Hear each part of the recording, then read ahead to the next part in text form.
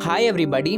अभी हाल ही में पाकिस्तान के प्राइम मिनिस्टर शहबाज शरीफ ने एक स्टेटमेंट में ये कहा कि हम इंडिया के साथ अपने बायलैटरल टाइज को मजबूत करेंगे और जम्मू कश्मीर को लेकर जो भी डिस्प्यूट है हम आपस में पीसफुली रिजॉल्व करेंगे। अब ये डिस्प्यूट रिजॉल्व हो पाते हैं या नहीं हो पाते हैं ये तो फ्यूचर में देखने वाली बात है, पर हमारे लिए समझना ये जरूरी है कि कश्मीर को लेकर भारत और पाकिस्तान का स्टैंड अभी तक क्या रहा है और टिल टुडे भारत और पाकिस्तान कौन कौन से इश्यूज पर लड़ रहे हैं या फिर कौन कौन सी मेजर वॉर हुई हैं भारत और पाकिस्तान दोनों के बीच में। तो चलिए स्टार्ट करते हैं हमारा वीडियो और समझते हैं कि भारत और पाकिस्तान के बीच में क्या क्या इश्यूज इन्वॉल्व हैं। भारत और पाकिस्तान सिर्फ दो पड़ोसी देश ही नहीं हैं, बल्कि इनकी साझी विरासतें और रवायतें भी हैं। हमें आज़ादी तो मिली, किंतु इस आज़ादी की कीमत हमें देश के बंटवारे के रूप में चुकानी पड़ी। आज़ादी के साथ ही पाकिस्तान का उदय एक इंडिपेंडेंट स्टेट के रूप में हुआ। लोगों ने बंटवारे की त्रासदी को झेला, दरबदर हुए और हिंसा प्रतिहिंसा का दंश झेलने के बाद अपने अपने घरों को बसाने में जुट गए, इस सोच के साथ कि अमन का दौर फिर आएगा और दोनों देश हिल मिलकर रहेंगे। पर अफसोस ऐसा हो नहीं पाया और हर गुजरते दिन के साथ दोनों मुल्कों के बीच तनाव बढ़ता गया। भारत और पाकिस्तान दोनों ही एक अच्छे पड़ोसी का रिश्ता नहीं निभा पाए। इसी के परिणाम स्वरूप आज भी भारत और पाकिस्तान के बीच अमन चैन कायम नहीं हो पाया है। हाल ही में जम्मू कश्मीर में आर्टिकल 370 हटाने के बाद पाकिस्तान द्वारा लगातार गीदड़ भभकियां दी जा रही हैं और यही नहीं, जब से भारत ने आर्टिकल 370 रिमूव किया है तब से इंडिया और पाकिस्तान का बायलैटरल ट्रेड भी सस्पेंडेड है। भारत और पाकिस्तान के बीच विवाद के कई मुद्दे हैं जो इंडिया और पाकिस्तान के रिलेशन को नॉर्मलाइज करने में हर्डल की तरह साबित होता है। विवाद का पहला कारण है कश्मीर, जिस पर पाकिस्तान शुरू से अपना अधिकार जताता रहा है और कश्मीर को हथियाने के लिए कई कोशिश भी कर चुका है। लाइक इन 1947 पाकिस्तान ने कश्मीर में इबाइलियों की घुसपैठ कराई, जिसके लिए भारतीय सेना को मोर्चा संभालना पड़ा। एंड इन जनवरी 1949 दोनों देशों के मध्य युद्ध विराम तो हो गया, किंतु तब से लेकर अब तक इंडिया पाकिस्तान के बीच कश्मीर को लेकर तनाव बना हुआ है। And as soon as the geopolitics of two countries are changing, the tension between India and Pakistan is increasing very rapidly. और यही नहीं, रन ऑफ कच्छ को लेकर भी दोनों देशों के मध्य आज तक विवाद कायम है। And this is because lack of clear border demarcation, जिसके कारण पाकिस्तान ने कच्छ को भी हथियाना चाहा और इसी को लेकर 1965 में दोनों देशों के बीच में एक स्मॉल स्केल वॉर हुई। एंड ऑन जनवरी 10, 1966 को दोनों देशों ने ताशकंद समझौते पर हस्ताक्षर किए और इस ताशकंद समझौते का अर्थ ये था कि दोनों देश 5 अगस्त 1965 से पहले जो स्थिति थी उसी स्थिति पर राजी रहेंगे। यानी 5 अगस्त 1965 से पहले जितनी टेरिटरी पाकिस्तान के पास थी वो पाकिस्तान के पास चली जाएगी और जितनी टेरिटरी इंडिया के पास थी वो इंडिया के पास ही रहेगी। और पाकिस्तान इतना दोगला कंट्री है कि वो इस समझौते पर भी कायम नहीं रह सके।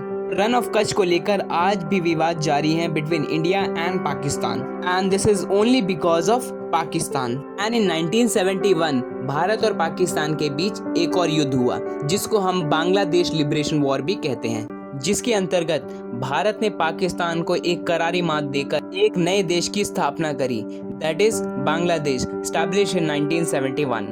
और इसी के चलते 3 जुलाई 1972 को भारत और पाकिस्तान के बीच एक एग्रीमेंट हुआ जिसे हम शिमला समझौता कहते हैं, जिसमें डिसाइड ये किया गया कि इंडिया और पाकिस्तान के रिलेशन यूएन चार्टर प्रिंसिपल द्वारा गवर्न होंगे।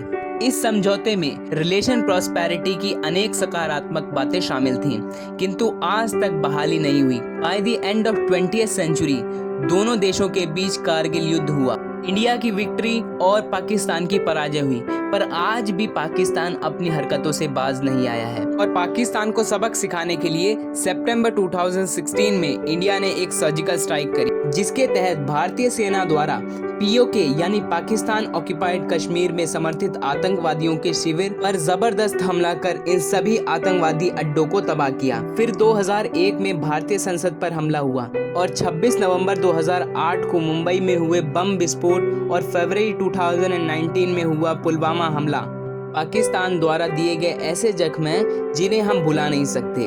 इसके अलावा सीमा पार आतंकवादियों को हवा देकर पाकिस्तान आए दिन भारत की फिजाओं में जहर घोलता है। और यही नहीं, इंडस रिवर को भी लेके भारत पाकिस्तान के बीच में डिस्प्यूट बना हुआ है। इंडस रिवर बेसिन में भारत द्वारा संचालित की जा रही जल विद्युत परियोजनाओं पर पाकिस्तान की आपत्ति है और पाकिस्तान भारत की इस जल विद्युत परियोजनाओं को इंडस वाटर ट्रीटी का वायलेशन मानता है। इंडस वाटर ट्रीटी 1960 में भारत के पहले प्रधानमंत्री पंडित जवाहरलाल नेहरू और पाकिस्तान के राष्ट्रपति अयूब खान के बीच में संपन्न हुआ। दोनों देशों के बीच विवाद अनेक हैं। मुश्किल यह है कि पाकिस्तान इनका शांतिपूर्ण समाधान खोजने की बजाय भारत को तबाह करने का कोई मौका हाथ से नहीं जाने देता। यानी पाकिस्तान की मंशा साफ नहीं है, वह अमन की बजाय आतंक के रास्ते पर चलना चाहते हैं। फिर फरवरी 1999 में दोनों देशों के बीच लाहौर घोषणा पत्र हस्ताक्षर हुआ, जिसमें कश्मीर के साथ अन्य विवादित मुद्दों का समाधान खोजने पर सहमति बनी। शिमला एग्रीमेंट की तरह पाकिस्तान इस समझौते पर भी कायम नहीं रह पाया। अमन तो कायम नहीं हो पाया, कारगिल की जंग जरूर हो गई। इस क्रम में जनवरी 2004 में ब्रिक्स समिट के दौरान द्विपक्षीय वार्ताओं के जरिए संबंधों में दोस्ती का रंग घोलने की कोशिश की गई। अमन बहाली की ताज़ा पहल करतारपुर कॉरिडोर के रूप में सामने आई। दोनों देशों को जोड़ने वाला लगभग 6 किलोमीटर लंबे इस गलियारे की आधारशिला पहले भारत फिर पाकिस्तान में रखी गई। इस गलियारे का शिलान्यास करते हुए जहां भारत के उपराष्ट्रपति वेंकैया नायडू ने कहा कि यह गलियारा दोनों देशों के बीच प्रेम और शांति का प्रतीक बनेगा, वहीं पड़ोसी देश के प्रधानमंत्री इमरान खान ने पाकिस्तान में आयोजन में कहा कि यदि फ्रांस और जर्मनी कई युद्ध लड़ने के बाद भी मिलजुल कर रह सकते हैं तो फिर भारत और पाकिस्तान ऐसा क्यों नहीं कर सकते। भारतीय प्रधानमंत्री मोदी ने इसकी तुलना बर्लिन की दीवार गिरने से की। किसने सोचा था कि बर्लिन की दीवार गिर सकती है? शायद गुरु नानक देव जी के आशीर्वाद से करतारपुर का कॉरिडोर ये सिर्फ कॉरिडोर नहीं,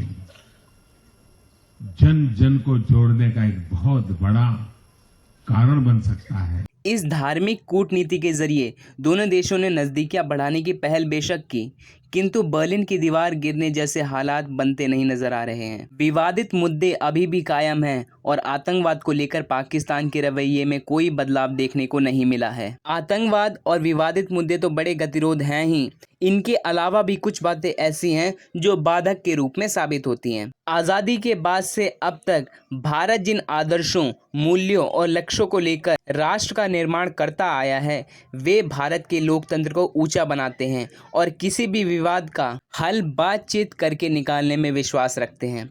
दूसरी तरफ एक नए राष्ट्र के रूप में उदित होने के बाद से पाकिस्तान में धार्मिक आधार पर राष्ट्र निर्माण की प्रक्रिया शुरू हुई, जिसने जल्द ही सैन्य तानाशाही की सूरत अख्तियार कर ली।